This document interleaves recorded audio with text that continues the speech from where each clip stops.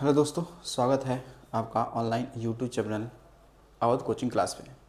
जैसा आपको पता है कि हम लोग भारतीय भूगोल के संदर्भ में थ्योरी क्लास को कंटिन्यू कर रहे हैं और आज हमारा जो क्लास होगा वो खासकर जो ऊर्जा संसाधन है उसी के अगला पार्ट ही होगा। और आज पढ़ेंगे हम लोग पवन ऊर्जा। आज की वीडियो में हम लोग पढ़ने वाले हैं क्या, आज की क्लास में क्या पढ़ने वाले हैं, यानी पवन ऊर्जा पढ़ेंगे। इसके अलावा आपका जो हाइड्रो पावर है यानी कि जल विद्युत है उसके बारे में पढ़ना है हमें। और उसके अलावा जो बायो गैस है या कि जो जैव ऊर्जा है उसके बारे में पढ़ना, और उसके अलावा हाइड्रोजन ऊर्जा के बारे में पढ़ना है। तो आइए देखते हैं आज के बारे में पढ़ना क्या है। हमें पढ़ना है पवन ऊर्जा।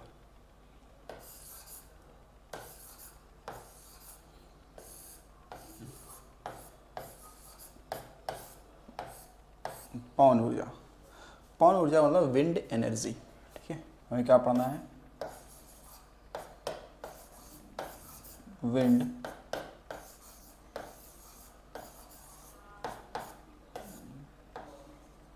एनर्जी। क्या पढ़ना है हमें, विंड एनर्जी।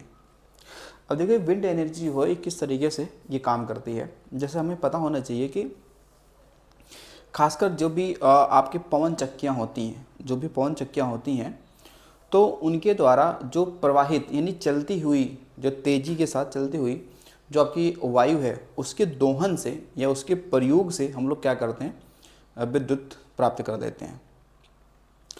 जैसे अगर ये पवन चक्कियाँ वहीं लगाई जाती हैं जहाँ पर वायु बिना बाधा के बहुत ही तेज गति से चलती हो, ताकि तभी पवन चक्कियाँ चल सकती हैं। और आपने देखा जितने भी तटीय एरिया हैं, तटीय एरिया या फिर राजस्थान के एरिया, वहाँ पर बिना बाधा के वायु बहुत तेज़ी के साथ चलती है, तो वहाँ पर पवन चक्कियों के द्वारा हम लोग क्या करते हैं, विद्युत उत्पादित कर लेते हैं।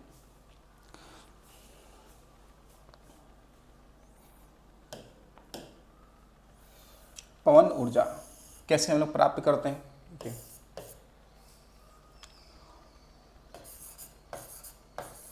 तो पवन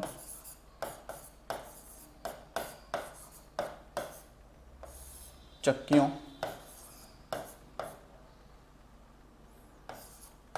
के द्वारा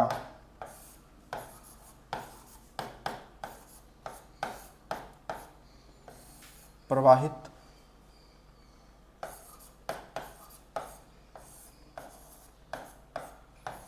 वायु के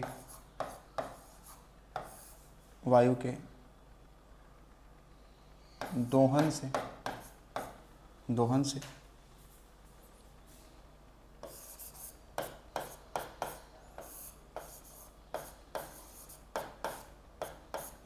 प्राप्त ऊर्जा को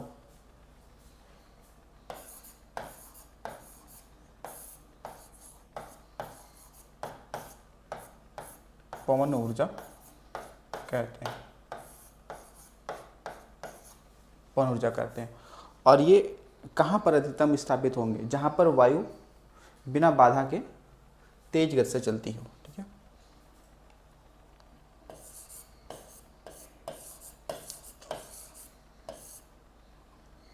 ये पवन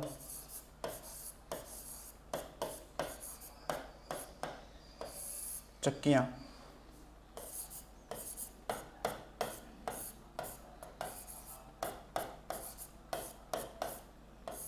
वहीं स्थापित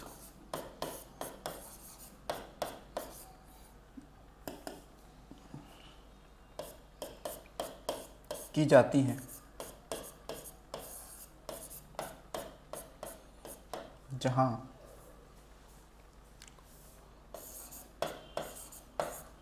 वायु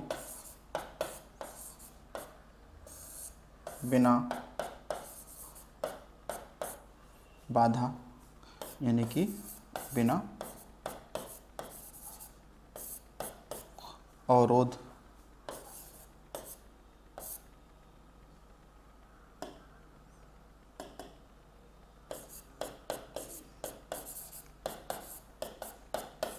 से चलती हो। ठीक है, अब ऐसे एरिया कहाँ मिलेंगे, जैसे अगर मैं बात कर लूँ जैसे तटीय क्षेत्र, तटीय क्षेत्र,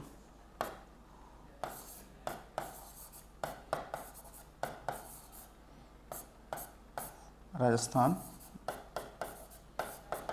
आदि का एरिया जो है वहाँ पर ये स्थापित की जाती हैं। ठीक है, तो ये आपको ध्यान रखना है। देखिए ये कैसे काम कैसे करता, कैसे काम करता है। जैसे सपोज करें ये क्या होता, काम कैसे करेगा ये आप देखेंगे इस तरीके से एक पवन चक्की, और इसमें आप देखेंगे तो काफ़ी लंबे आपके क्या होते हैं,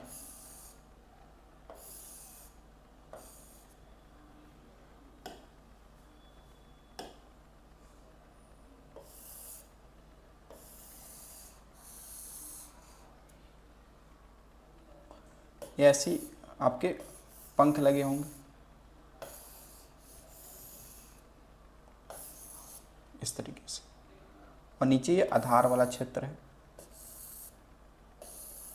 ये इस तरीके से। अब क्या होगा, ये आपके जो पंखे लगे हुए हैं, ठीक है, और आप देखेंगे कि नीचे के साइड में यहाँ पर आपका कहीं ना कहीं ये टरबाइन लगा होता है। ये क्या लगा होगा, ये है टरबाइन। ठीक है, ये क्या है, टरबाइन। ये क्या है, टरबाइन है। ठीक है, तो जो ये टरबाइन है, जो ये टरबाइन है, ये क्या होगा, चलेगा कैसे, जब हवाएं फोर्स लगाएंगी। जैसे मान लो ये हवा है, ये हवा अब इस पे, इन पंखों पे क्या फोर्स लगाएंगे। ठीक है, तो ये क्या होगा, ये पंखा जो होगा, जो पंखे ये होंगे, ये घूमेंगे। ये घूमेंगे तो बहुत ही मतलब कैसे स्लो घूमेंगे, ये आपको दिखते हुए स्लो घूमेंगे दिखाई पड़ेंगे, लेकिन नीचे ये जो टरबाइन होगी ना, ये इनसे कनेक्ट होगी, ये इससे क्या होगी, कनेक्ट होगी। तो उससे क्या होगा, ये टरबाइन घूमेगा, और टरबाइन घूमेगा तो क्या होगा, यहाँ पे लाइट जनरेट होगी। ठीक है, लाइट क्या होगा, जनरेट होगा।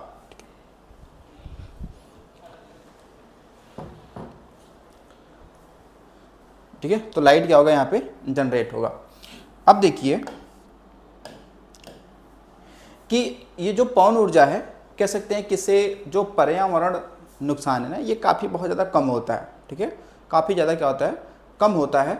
इसलिए देखेंगे तो ये पर्यावरण का हितैषी है। लेकिन एक इसमें समस्या है, समस्या इसमें एक है कि जो टरबाइन ये जो विद्युत जो बनाया जाता है पवन ऊर्जा से, इससे क्या होता है कि जो थोड़ा ध्वनि प्रदूषण इससे देखने को मिल जाता है आसपास के एरिया में। क्यों, क्योंकि जब ये आपका जो पंखे चलते हैं और टरबाइन घूमता है, तो पंखे की चलने की जो आवाज़ होती है ना, आसपास के एरिया में बहुत ही ज़्यादा होता है।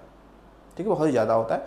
उसके अलावा आप देखेंगे बहुत सारे जैसे पक्षी हो गए, ठीक है, और बहुत सारे जैसे उड़ने वाले जीव जंतु हो गए, वो क्या होते हैं, इससे टकरा जाते हैं, और टकराने से क्या होता है, उनकी निधन हो जाता है, मर जाते हैं, मृत्यु हो जाता है। तो भी एक बड़ी समस्या है। तो ये नहीं कह सकते हैं कि कोई ऐसा एनर्जी का सोर्स हो, रिसोर्स हो, जो प्योर वाला 100% क्या हो, हानि देने से वो बिल्डअप होता, ऐसा नहीं है। लगभग हाँ ये है, कोई कम है कोई ज़्यादा है। ठीक है, तो इसमें कम मान सकते हो, प्रदूषण कम होता है ये। ठीक है, तो यहाँ कह सकते हैं हम लोग कि जो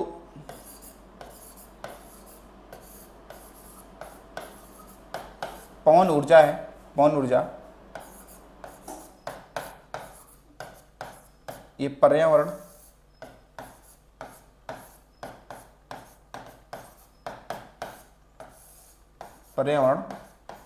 क्या है, हितैषी है। पर्यावरण हितैषी क्या हो जाएगा, पर्यावरण हितैषी। उसके अलावा एक बार सवाल पूछा गया था, राष्ट्रीय पवन, सवाल पूछा गया है कि राष्ट्रीय पवन ऊर्जा संस्थान कहाँ पे है। राष्ट्रीय पवन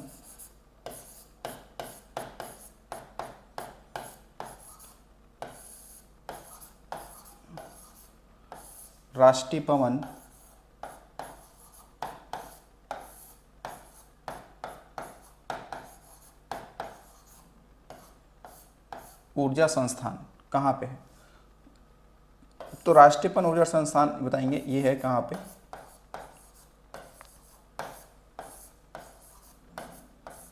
चेन्नई में है। ठीक है ना, चेन्नई में।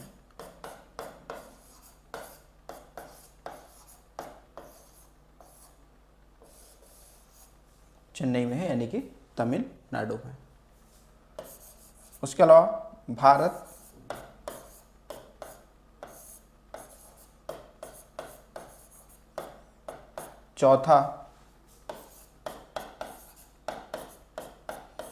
चौथा सबसे बड़ा देश है पवन ऊर्जा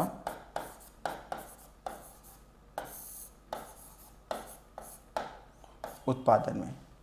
किस नंबर का है? तो ये है चौथे नंबर का। किस नंबर का है ये?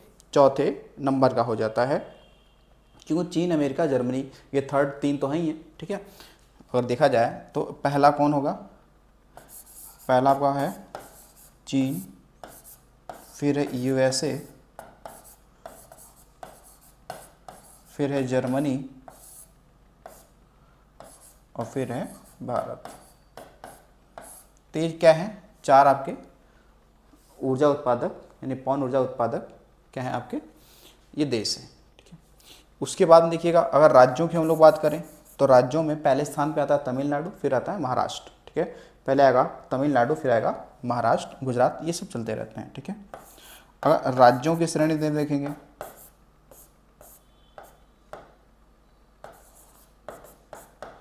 राज्यों में यदि देखेंगे तो फिर राज्यों में कौन आ जाएगा यहाँ पे? तो पहले पे कौन सा?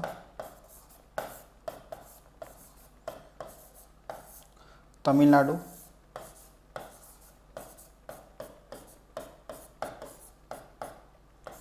फिर है महाराष्ट्र,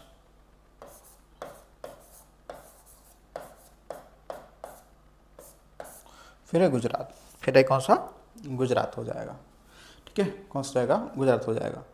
तो आप देख पा रहे हैं कि ये पवन ऊर्जा जो स्थापित होते हैं ये वहाँ होते हैं जहाँ पर वायु बिना बाधा के तेज गति से चलती हो, तो यहाँ पे ज़्यादा अच्छे तरीके से इसका दोहन हम लोग कर सकते हैं, ठीक है।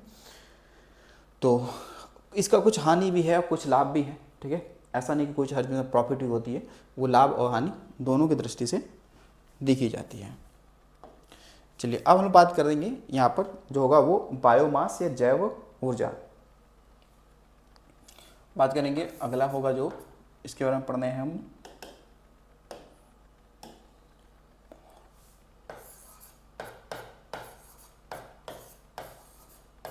बायो मास, क्या पढ़नी है हमें? जैव ऊर्जा, ठीक है। बायोमास या बायो एनर्जी ये पढ़ना हमें, ठीक। बायोमास, ठीक है। ये इसके बारे में, ये कैसे एनर्जी हमें मिलेगी, किस तरीके से हम लोग उत्पादन करेंगे इसका? तो इसको ऐसे समझे कि जैसे कोई भी कह सकते हैं कि कृषि अवशेष हो गया, कोई भी क्या होगी? कृषि अवशेष होगी, जैसे कि धान की कह सकते हैं भूसी हो गई, या गन्ने की खोई हो गया, ठीक है, या फसल अवशेष हो गया, ठीक है। तो उससे उनको जलाकर उससे ईंधन हम लोग उसको जलाकर एनर्जी प्राप्त कर सकते हैं। या फिर कह सकते हैं कि जो वनस्पतियाँ होती हैं, क्या होती हैं? वनस्पतियाँ होती हैं। जैसे आप देखोगे कि एक जैट्रोफा होता है, जैट्रोफा, ठीक है, जिसे रतन जोत कहते हैं, उससे बायोडीजल प्राप्त होता है। उसके अलावा करकाश, करांजा, ठीक है, ये वनस्पतियां हैं जिनसे हम लोग, जिनके बीज से, सीड से ऑयल निकालते हैं, ठीक है। उसके अलावा जो आपके शहरी जो कूड़े कचरे हैं उनसे या फिर अवशिष्ट पदार्थ से हम लोग क्या करते हैं? जो एनर्जी प्राप्त करते हैं उसे हम लोग कहते हैं क्या? बायोमास या जैव ऊर्जा कहते हैं। देखिए बायोमास या जैव ऊर्जा क्या है तो बताएंगे कि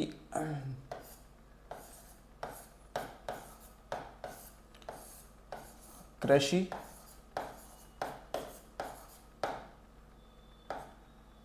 अवशेष, कृषि अवशेष, जैसे आप देखेंगे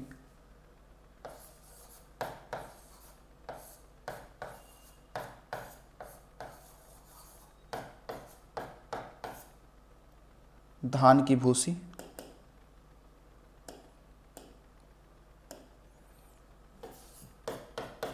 धान की भूसी, इसके अलावा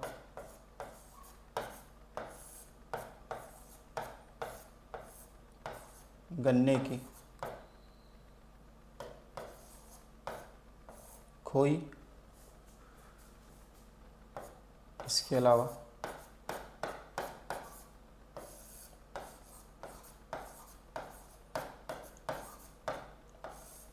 फसल अवशेष, ठीक है,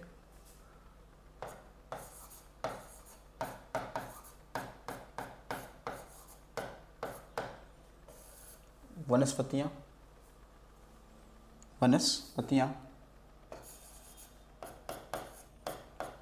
जैसे एक हमने पढ़ा है जैट्रोफा, ऐसे ही कहते हैं।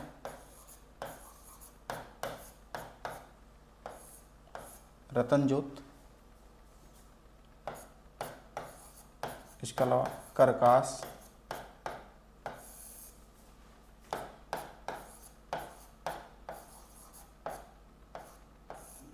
करांजा, ठीक है, करांजा, तो वनस्पतियाँ, ठीक है। उसके अलावा और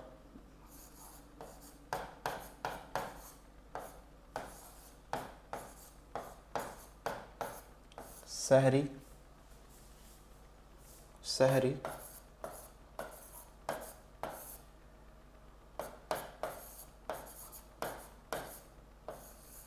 कूड़े कचरे व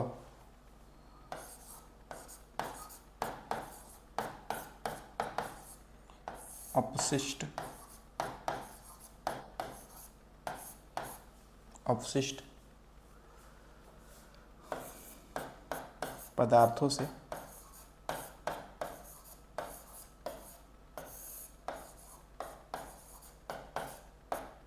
निर्मित ऊर्जा को हम लोग क्या कहते हैं, तो कहेंगे हम लोग बायोमास या जैव ऊर्जा नाम देते हैं, ठीक है, जैव ऊर्जा हम लोग नाम देते हैं यहाँ पे, ठीक है। अब जैसे यहाँ पर सबसे पहले एक पॉइंट, बहुत ही बेहतर पॉइंट, हमें एक चीज़ ध्यान रखना है यहाँ पर कि देखिए कि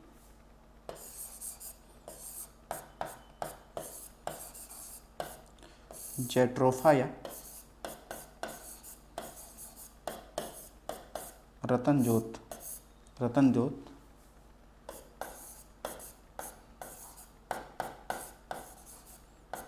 के बीज से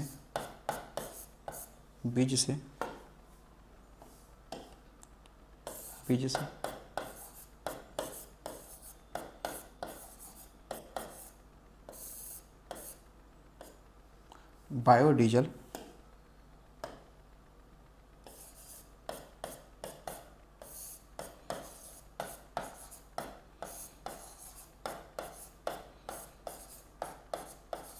प्राप्त किया जाता है, ठीक है, बायोडीजल प्राप्त किया जाता है।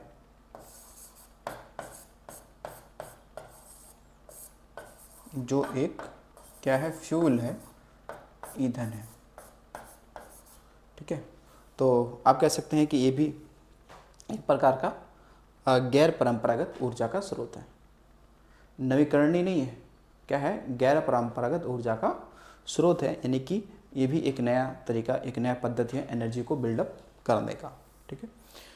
अब देखिएगा कि जैट्रोफा या रतनजोत से बायोडीजल निकालने की, या कह सकते हैं कि बायोडीजल की पहली कंपनी, ये कह सकते हैं पहला संयंत्र कहाँ स्थापित किया गया था, आंध्र प्रदेश का एक शहर पड़ता काकीनाडा, वहाँ पे क्या किया गया था, स्थापित किया गया था, ठीक है।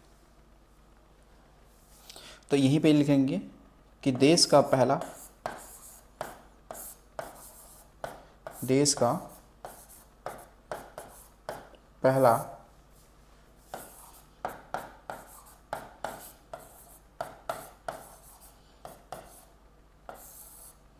बायोडीजल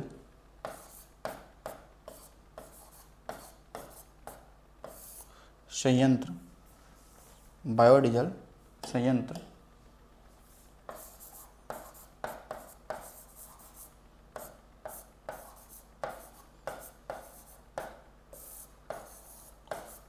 आंध्र प्रदेश के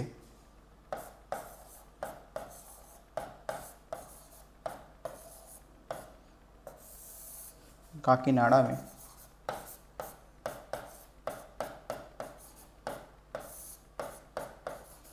लगाया गया था। ठीक है, तो ये आपको ध्यान रखना है कि देश का पहला बायोडीजल जो संयंत्र है कहाँ लगा था, आंध्र प्रदेश के काकीनाडा में लगाया गया था। ठीक है, काकीनाडा में लगाया था। अब देखो कि पंजाब में एक जगह पड़ता है जलखेरी, क्या पड़ता है, एक जगह पड़ता है जलखेरी, वहाँ पर हम लोग धान की भूसी से, मतलब धान की भूसी को जलाकर वहाँ से विद्युत हम लोग प्राप्त करते हैं। ठीक है, विद्युत प्राप्त करते हैं। तो यहीं पे आगे लिख लेते हैं कि पंजाब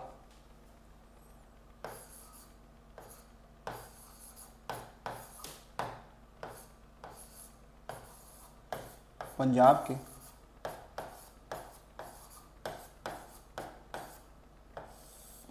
जलखेरी में, पंजाब के जलखेरी में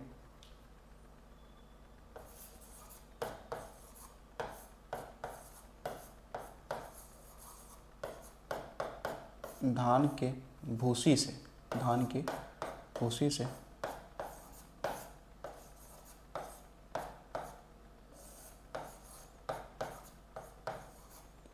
विद्युत उत्पन्न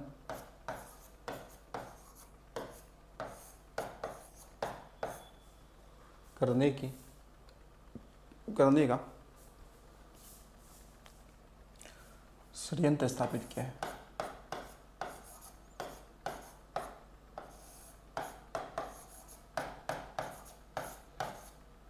संयंत्र स्थापित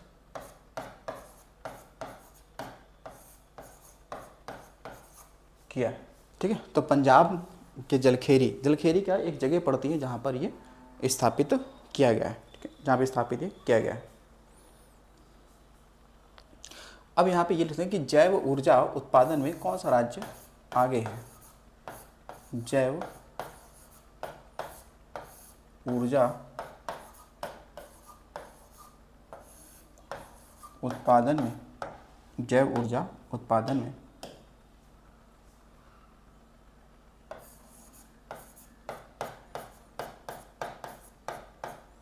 महाराष्ट्र,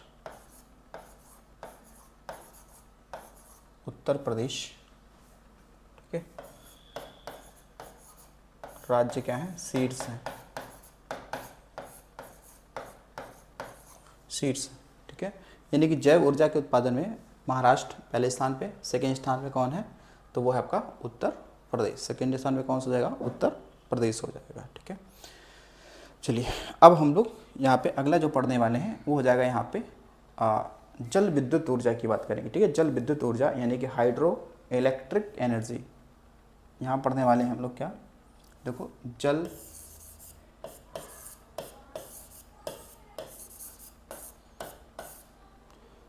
विद्युत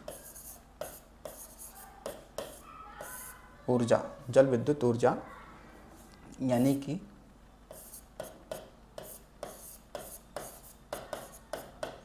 इलेक्ट्रिक ना, इलेक्ट्रिक हाइड्रो पावर। ठीक है, मतलब क्या होगा, हाइड्रो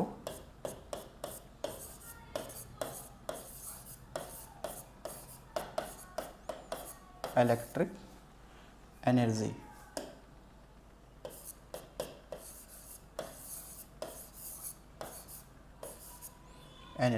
ठीक है, ये जल विद्युत ऊर्जा। अच्छा, इसमें आपको दो बातें तो आपको ध्यान रखना है किस तरीके, अच्छा ध्यान रखो कि मतलब ये इससे कैसे विद्युत बनती कैसे है। जैसे मान लो कि मतलब आपने क्या किया, बांध बना दिया। ठीक है, बांध बना दिया, पानी को रोक लिया। अब पानी को क्या करेंगे कि ऊंचाई से, पानी को ऊंचाई से जब गिराएंगे किस पर, टरबाइन पर, किस पे गिराएंगे, टरबाइन पे गिराएंगे। तो अब वो टरबाइन जब ऊपर से पानी गिरेगा तो फोर्स डालेगा टरबाइन पर, और टरबाइन घूमना शुरू करेगी और लाइट बनना आपका शुरू हो जाएगा। ठीक है, तो ये कह सकते हैं कि ये भी क्या है कि पर्यावरण का हितैषी है, या फिर पर्यावरण में काफ़ी कम नुकसान पहुंचाता है ये, और ये एक प्रकार का नवीकरणीय ऊर्जा का स्रोत हम लोग मान सकते हैं। और ये रिन्यूएबल एनर्जी भी है, वही पानी को बार बार प्रयोग करके हम लोग एनर्जी बिल्डअप कर सकते हैं। ठीक है। तो जो पवन ऊर्जा ये है, कहेंगे कि ये पवन ऊर्जा जो है, सॉरी जो जल विद्युत ऊर्जा है ये नवीकरणीय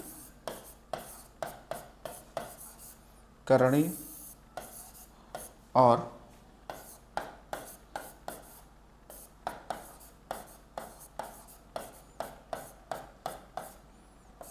गैर परंपरागत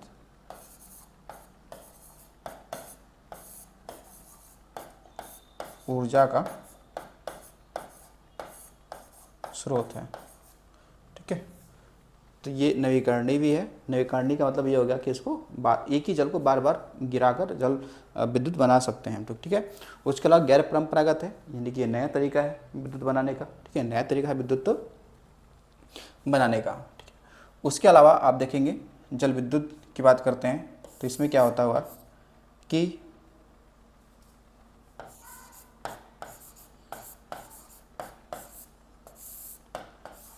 नदियों पर बांध, यानी डैम, नदियों पर बांध बनाकर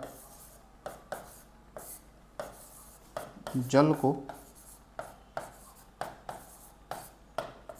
ऊंचाई से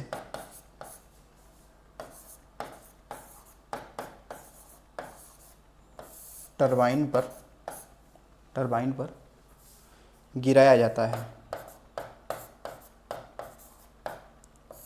गिराया जाता है। ठीक है।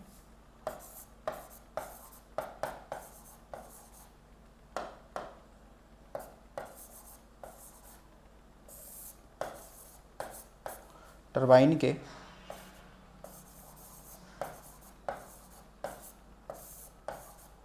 घूमने पर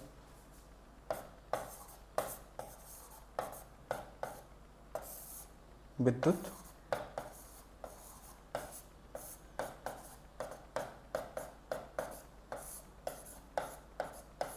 बनने लगती है। ठीक है, विद्युत बनने लगती है। ठीक है, विद्युत बनने लगती है। ठीक है। तो जल विद्युत, अब देखिएगा सवाल ये होगा कि भारत में पहला जल विद्युत केंद्र हमने कहाँ पे स्थापित किया था, कब किया था। ठीक है, दूसरा कहाँ पे किया था ये भी देखना। तो यहीं पे लिखेंगे कि भारत का पहला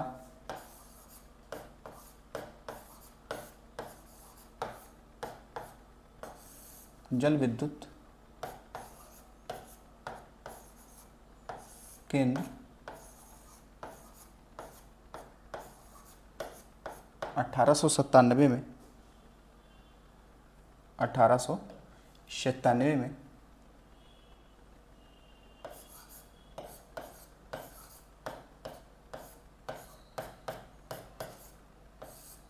पश्चिम बंगाल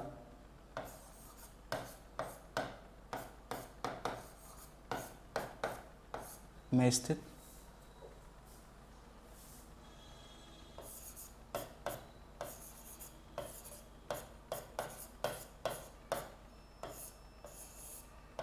दार्जिलिंग के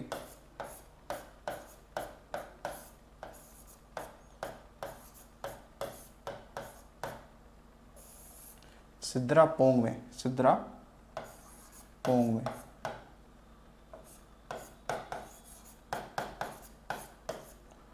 स्थापित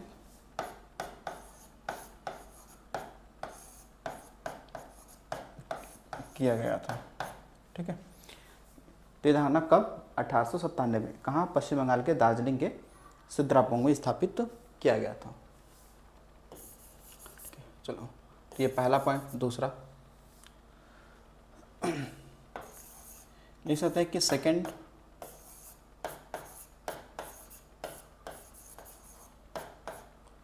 जल विद्युत केंद्र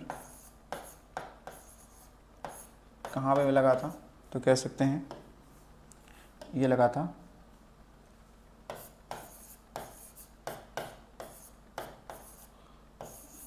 कर्नाटक में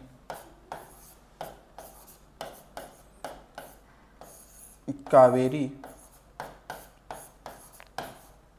नदी पर, कावेरी नदी पर कौन सा, तो शिव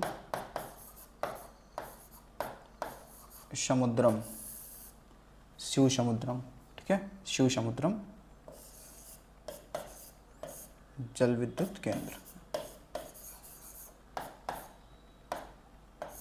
जल विद्युत केंद्र कब लगा, तो ये 1902 में लगा था, ठीक है, 1902 में लगा था कावेरी नदी पर, ठीक है, कावेरी नदी पर लगा था। तो ये आपको इतनी बातें समझ में आनी चाहिए। तो ये पहला, ये दूसरा, ठीक है। अब देखिएगा कि जो ये, अब कोई ऐसी तो कंपनी होगी कोई, या ऐसा तो कॉरपोरेशन होगा, ऐसी कोई संस्था होगी जो इसके निर्माण के लिए या इस प्रकार के विद्युत के उत्पादन के लिए वो जिम्मेदार होगी। एक सुना होगा NHPCI, तो यहीं पर पॉइंट हम लोग लिखेंगे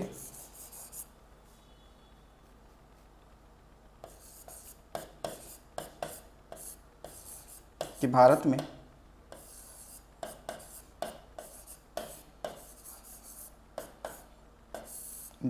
जल विद्युत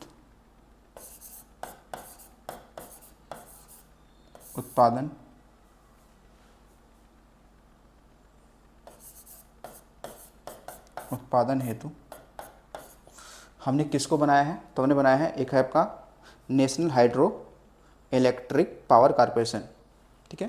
तो ये क्या करेगी कि जो भारत में जल विद्युत उत्पादन हेतु, या भारत में जो जल विद्युत उत्पादन केंद्र है ना, उनका परिचालन, मतलब भारत में जो भी विद्युत उत्पादन केंद्र है उनका परिचालन कौन करेगी, तो वो करेगी कौन सी कंपनी, जिसे हम लोग बोलते हैं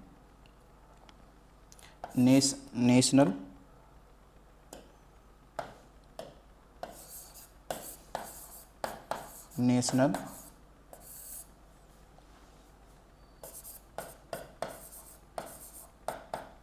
हाइड्रो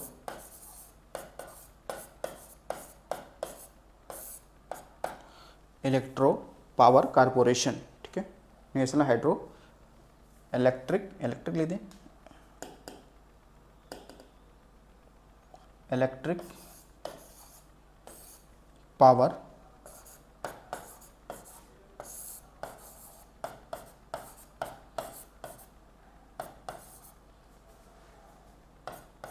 कॉरपोरेशन, यानी NHPCI, ठीक है। तो ये संस्था क्या करती है, काम करती है, मतलब भारत में जल विद्युत उत्पादन हेतु ये है, ठीक है। या फिर कह सकते हैं कि इसका काम एक और है कि जो जल विद्युत केंद्र है ना, उनका परिचालन भी करना इससे काम है, ठीक है ना। जल विद्युत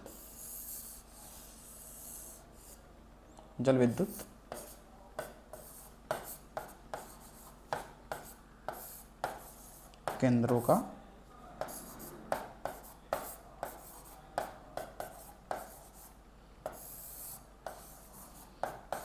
परिचालन भी कौन करता है, तो NHPC करती है, ठीक है, national hydro electric power corporation, ये इसका क्या है, काम है, ठीक है। ठीक है, तो ये देखिए इतना हो गया ना। अब देखिए सवाल आपसे पूछेगा, ये आंकड़े बदलते रहते हैं कि भाई जल विद्युत उत्पादन में पहला राज्य कौन है, सेकंड कौन सा, थर्ड कौन है नहीं। तो अगर हम देखें तो 2000 आंकड़ा बहुत ही पहले आया था 2021 में, उसमें पंजाब पहले स्थान पे था, ठीक है ना। तो अब हम बात करते हैं कि भारत में कोई और भी ऐसी क्या है जल विद्युत परियोजना है क्या, कि जो किसी नदी पर हो और किस राज्य में हो। तो ऐसे हम लोग चलो देख लेते हैं कौन कौन सी ऐसी परियोजनाएं और भी हैं, ठीक है। तो इधर हम लोग लिख लेते हैं, इधर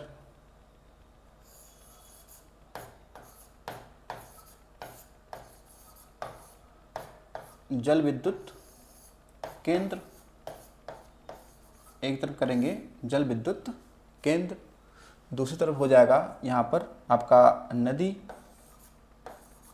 ठीक है, नदी, इधर हो जाएंगे आपका राज्य, इधर हो जाएगा राज्य। तो चलो देखते हैं कौन कौन से हैं। देखो एक तो आपका है, यहाँ पर देखा जाएगा तो एक है सलाल विद्युत केंद्र, में सुना है क्या, सलाल, ठीक है ना, सलाल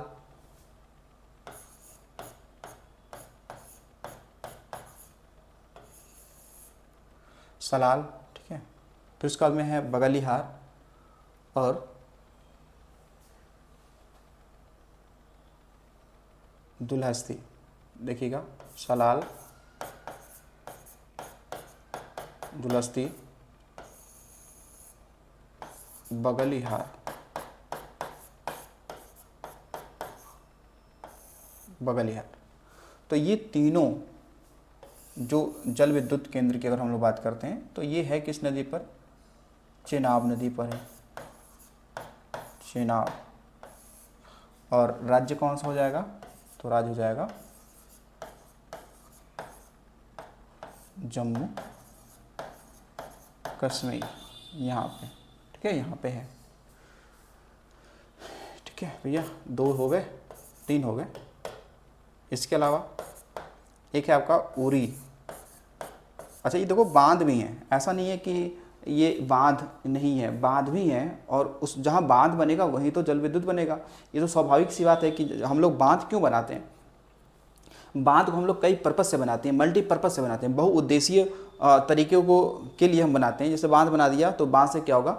वहाँ से लाइट भी बनेगी, उस बांध के पीछे जो जल होगा मत्स्य पालन के लिए यूज हो सकता है, ठीक है। अगर उन्होंने बांध बना दिया है तो वहाँ से हम लोग नहरें भी निकाल सकते हैं पानी को रोक कर, उसके बाद पर्यटन के लिए भी डेवलप कर सकते हैं। तो ये बांध भी हैं, साथ साथ में ये जल विद्युत केंद्र भी हैं। तो जो उरी की हम बात करें तो उरी जो बांध है या फिर जल विद्युत केंद्र, ये किस नदी पे? तो ये तो है, हमने पढ़ा है झेलम नदी पर, झेलम नदी पर है। और कहाँ पे है ये? तो ये भी जम्मू कश्मीर में है, जम्मू कश्मीर में है ये भी, ठीक है। उसके अलावा 5वें नंबर पे देखें आप, एक है आपका भाखड़ा नांगल, ये सतलज नदी पे है। और कहाँ पर ये है? तो ये हो जाएगा पंजाब वाले क्षेत्र में, यहाँ से भी विद्युत तो बनाया जाता है। उसके अलावा आप देखेंगे तो 6ठे नंबर पर एक आपको मिल जाएगा यहाँ पे टिहरी, टिहरी, ये नदी की बात करते हैं, भागीरथी पे है। कहाँ पर? तो उत्तराखंड में है, उत्तराखंड में है।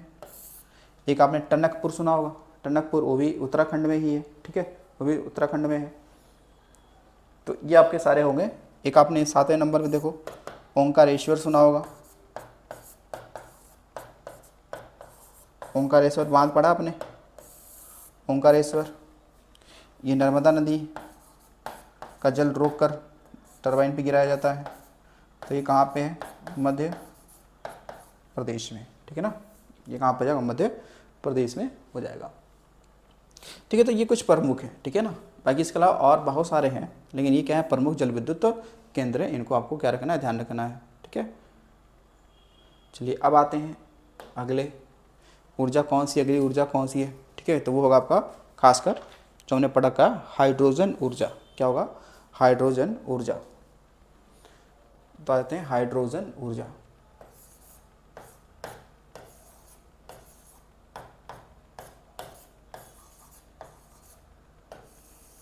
हाइड्रोजन ऊर्जा। अब देखो जो हाइड्रोजन ऊर्जा है ना, मेरे हिसाब से ये सबसे कम तो प्रदूषण ये ही करेंगे, कौन? हाइड्रोजन ऊर्जा।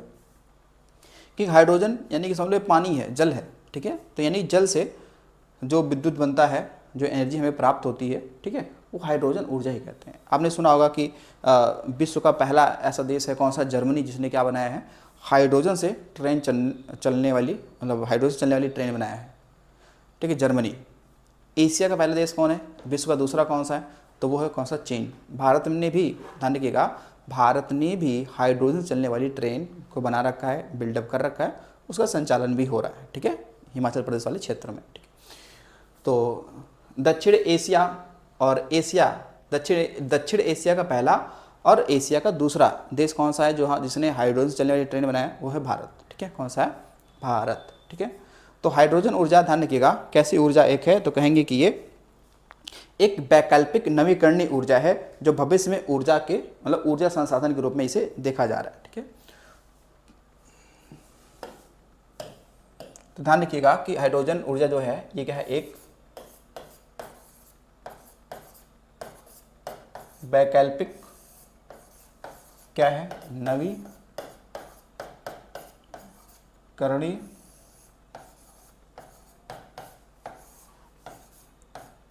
ऊर्जा है जिसे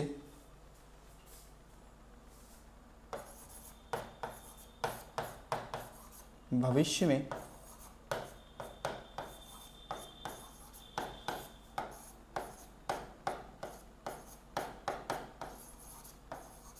ऊर्जा संसाधन के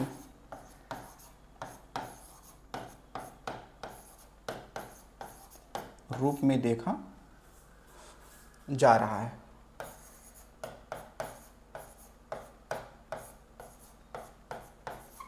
ठीक है।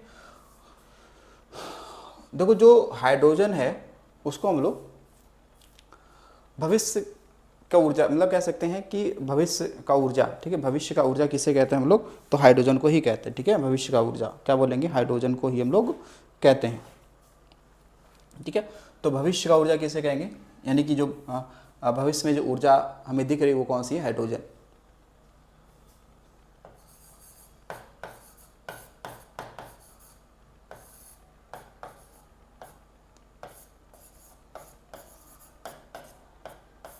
का ऊर्जा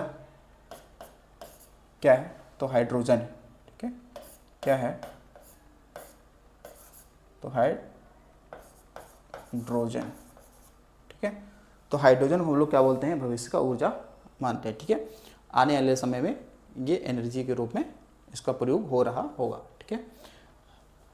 अब हाइड्रोजन जानते हैं, हाइड्रोजन की खोज किसने की थी, तो एक साइंटिस्ट है कौन, कैवेंडिश, ठीक है ना, कैवेंडिश ने की थी, ठीक है।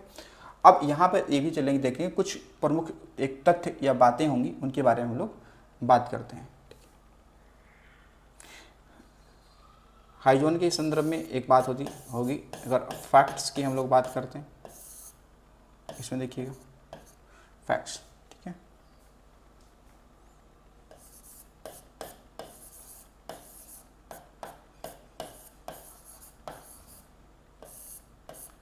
हाइड्रोजन से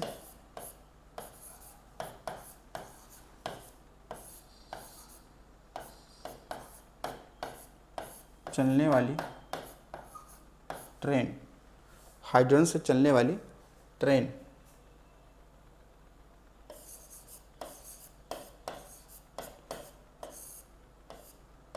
जर्मनी ने क्या किया भाई, विकसित किया। वैसे तो हमने भी विकसित कर लिया है और दिसंबर 2023 में इसका हमने परीक्षण भी कर लिया था और ट्रायल भी कर लिया था, ठीक है। भारत में भी चला था, ठीक है, और चल भी रहा है, ठीक है। इसके बाद में देखिएगा एक फैक्ट आपको ये भी ध्यान रखना है कि हाइड्रोजन विजन 2025 क्या है, हाइड्रोजन विजन 2025 क्या है, तो वो बड़ी इंपॉर्टेंट है। अगर आ जाए कि हाइड्रोजन विजन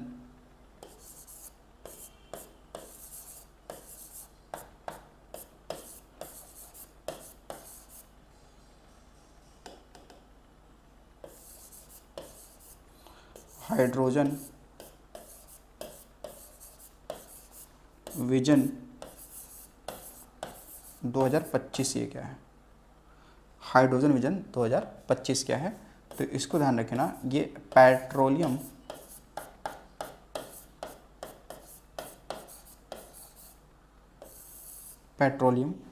भंडारण से है,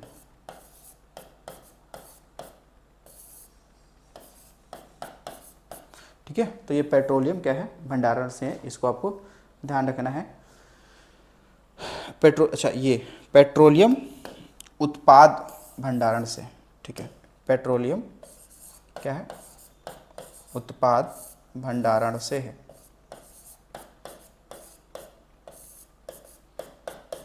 ठीक है, भंडारण से। तो ये सवाल पूछा गया है हाइड्रोजन विजन के बारे में कि ये क्या है, तो ये पेट्रोलियम से जो उत्पाद बनते हैं, जो प्रोडक्ट बने हैं, उनके संरक्षण से इसका संबंध है। ठीक है, चलो एक फैक्ट आपका ये हो गया। ठीक है,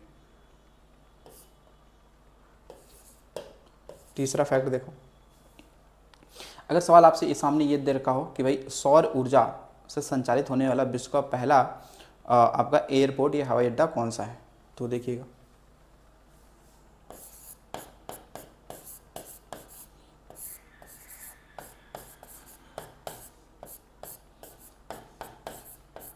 सौर ऊर्जा से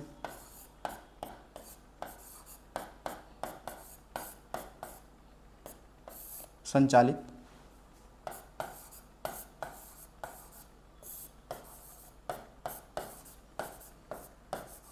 विश्व का पहला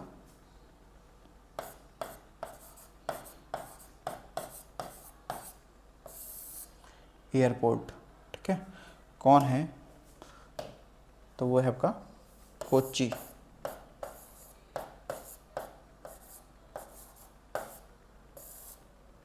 कोच्चि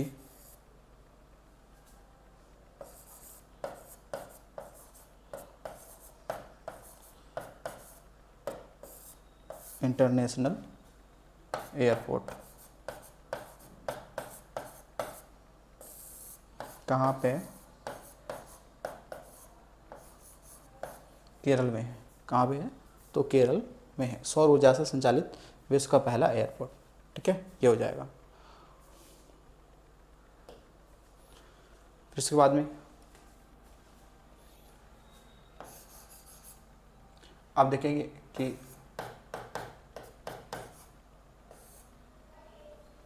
एक आपका होगा, कहेंगे कि अंतर्राष्ट्रीय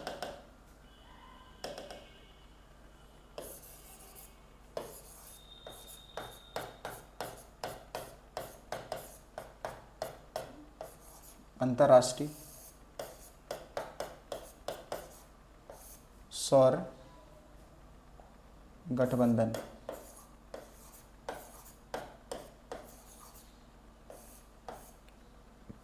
यानी इंटरनेशनल सोलर अलायंस। ठीक है, सोलर अलायंस, इसका काम क्या है, इसका काम होता है कि विश्व में सौर ऊर्जा को बढ़ावा देना। ठीक है, सौर ऊर्जा को बढ़ावा देना। तो अंतर्राष्ट्रीय सौर गठबंधन का अगर बात करेंगे, हेड क्वार्टर कहाँ पे है, तो ये जाएगा कहाँ पर, तो ग्वाल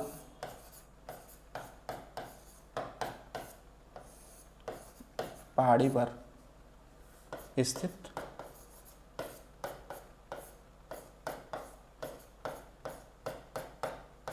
गुरुग्राम शहर है। कहाँ पे, हरियाणा, यहाँ पर इसका मुख्यालय है, यानी गुरुग्राम में क्या है, इसका मुख्यालय हो जाता है। ठीक है, और इसका स्थापना कब होगा, तो बताएंगे 2015 में। 2015 में पेरिस जलवायु समझौते के तहत ये हुआ था। ठीक है ना, 2015 में पेरिस जलवायु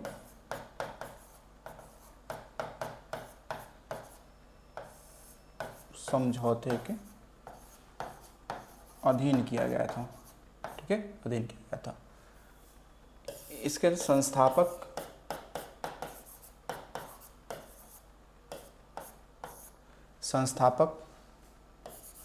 देश कौन से थे, तो दो थे, एक नाम है भारत और दूसरा है फ्रांस। दूसरा है कौन सा, फ्रांस हो जाएगा। ठीक है, चलिए इसके अतिरिक्त देखिएगा, एक संस्था आपने सुना होगा, इरीडा। नाम क्या सुना है, इरीडा, नाम सुना है क्या, इरीडा। ठीक है, उसका नाम क्या है, इरीडा। इरीडा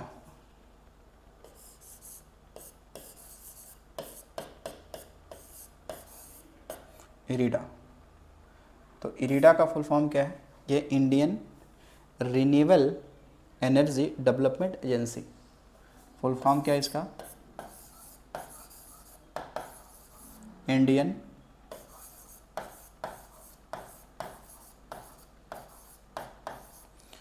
रिन्यूएबल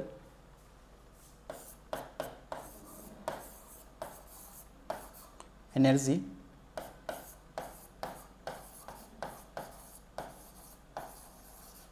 डेवलपमेंट एजेंसी ठीक है, ये है। और इसका मुख्यालय की अगर बात करते हैं तो हैदराबाद में इसका मुख्यालय है। ठीक है, मुख्यालय कहाँ पे है? तो हैदराबाद में।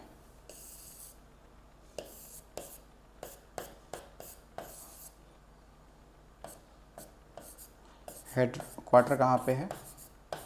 तो हैदराबाद है। ठीक है, तेलंगाना।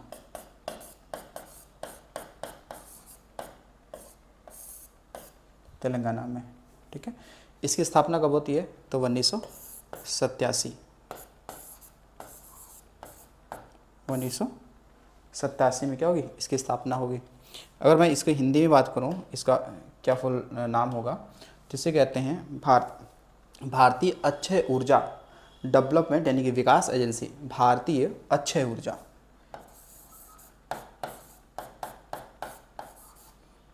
भारतीय अक्षय यानी रिन्यूएबल, भारतीय अक्षय ऊर्जा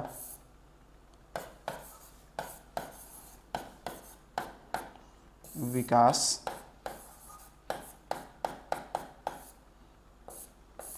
एजेंसी। ठीक है, ये इसका नाम होता है। ठीक है, अब इसका काम क्या है? इसका काम ये होता है, इसका काम ये है कि एक कह सकते हैं गैर, ठीक है, कह सकते हैं क्या, ये एक गैर बैंकिंग वित्तीय संस्था है। ये क्या? एक गैर वित्तीय बैंकिंग संस्था है जो अक्षय ऊर्जा को बढ़ावा देने के लिए ऋण या वित्त उपलब्ध कराता है। ठीक है ना, अगर देखा जाए तो क्या है, एक बात करें तो गैर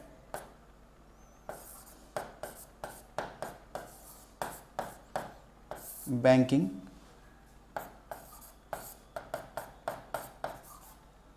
वित्तीय संस्था है जो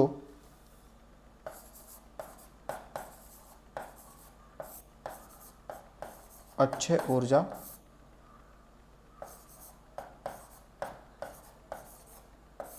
उत्पादन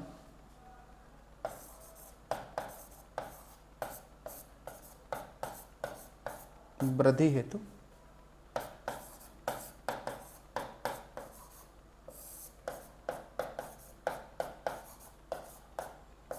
वित्तीय सहायता ये प्रदान कराता है। ठीक है, वित्तीय सहायता ये प्रदान कराता है। ठीक है, एक चीज़ आप ध्यान रखिएगा कि जो इरीडा, ये इतनी बात समझिए। इसके अलावा देखने कि भारत का पहला कार्बन शून्य उत्सर्जन करने वाला एयरपोर्ट कौन सा है? तो वो लेह एयरपोर्ट है जो कि लद्दाख में है। ठीक है, ध्यान रखिएगा, यहीं पे लिखे दे या देखो, ध्यान दो यहाँ पे कि भारत का पहला शून्य कार्बन उत्सर्जन एयरपोर्ट कौन सा है? एयरपोर्ट, उसका नाम क्या है? तो लेह एयरपोर्ट। ठीक है, लेह एयरपोर्ट नाम। ठीक है, शून्य कार्बन उत्सर्जन का मतलब बस इतना सा हो गया कि मतलब कार्बन तो उत्सर्जन होगा ही होगा भाई, ऐसा नहीं कार्बन नहीं होगा, लेकिन जितना कार्बन का उत्सर्जन करेंगे उतना हम लोग क्या करेंगे, कहीं ना कहीं उसे अवशोषित करा लेंगे। ठीक है, कहीं ना कहीं क्या करा लेंगे, अवशोषित करा लेंगे। ये होता है शून्य कार्बन उत्सर्जन। ठीक है, जीरो इमिशन कार्बन की बात करते हैं। तो पहला कौन सा है? लेह एयरपोर्ट है। ठीक है, जो कि कहाँ मिलेगा? लद्दाख में मिलेगा। ठीक है, अभी आपने देखा लद्दाख में नए 5 जिलों की घोषणा हो गई है कि 5 नए जिले बनेंगे। ठीक है, 2 तो वहाँ पहले से ही थे। तो लेह एयरपोर्ट, ठीक है, जो कहाँ पे है? लद्दाख यूटी में हो जाएगा। कहाँ पे? लद्दाख यूटी में हो जाएगा। ठीक है, तो ये हमने जो ऊर्जा जो संसाधन है ना, वो हमने पढ़ लिए हैं। ठीक है ना, ऊर्जा संसाधन जो है वो हमने पढ़ लिया है। अब जो अगली जो आपकी क्लास होगी वो उसमें हम लोग पढ़ने वाले हैं खासकर जो आपकी जलवायु, मतलब भारतीय जलवायु यानी भारतीय मानसून पे क्या करेंगे हम लोग, चर्चा करेंगे। क्या करेंगे? भारतीय मानसून पे हम लोग चर्चा करने वाले हैं। उसके अलावा फिर उद्योग, परिवहन, ठीक है, और फिर सारा टॉपिक कृषि, वन, फॉरेस्ट, मिट्टी, ये सब भी हमें पढ़ना है आगे। तो हमने ये 2-3 क्लासों में हमने किसको कवर किया है? हमने किया ऊर्जा संसाधन को कवर किया है, ठीक है। तो इन सभी को आपको ध्यान रखना है, ठीक है। तो चलिए मिलेंगे अगले वीडियो में। आज के लिए इतना ही। Thanks for watching.